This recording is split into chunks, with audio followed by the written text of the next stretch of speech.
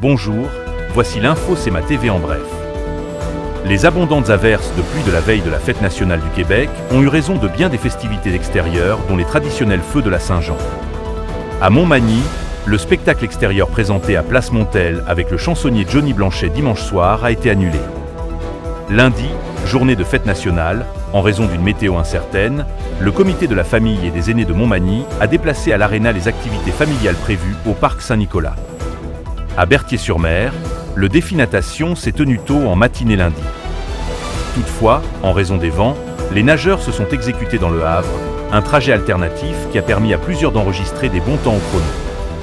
Et c'est ce samedi 22 juin qu'était présenté l'hommage à Marcel Messervier sous un soleil de plomb à Place Montel.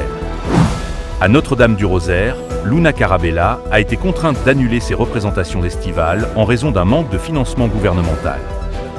Les rendez-vous magiques, l'événement culturel de l'été dans Montmagny-Centre, ont été retirés de la programmation estivale. Cette décision a été prise par l'organisation qui, selon elle, résulte d'un contexte de coupure budgétaire post-pandémique affectant particulièrement le secteur culturel.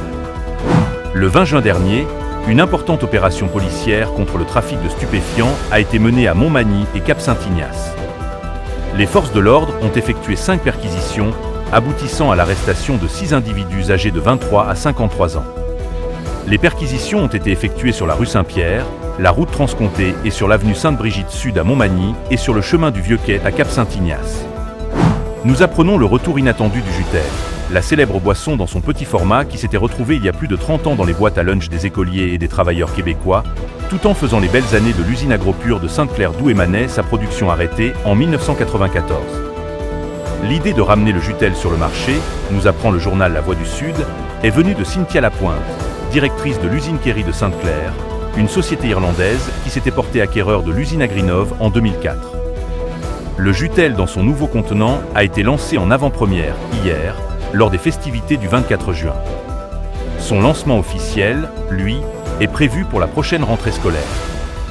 Seules les saveurs orange et raisin feront leur apparition sur le marché.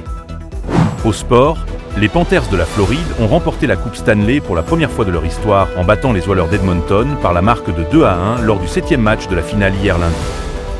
Les Panthers sont ainsi mis fin à la remontée des Oilers, qui avaient perdu les 3 premiers matchs de la finale avant de forcer la tenue d'un 7e match. Pour d'autres nouvelles, visitez le cmatv.ca ou suivez le fil Twitter X de CMA TV.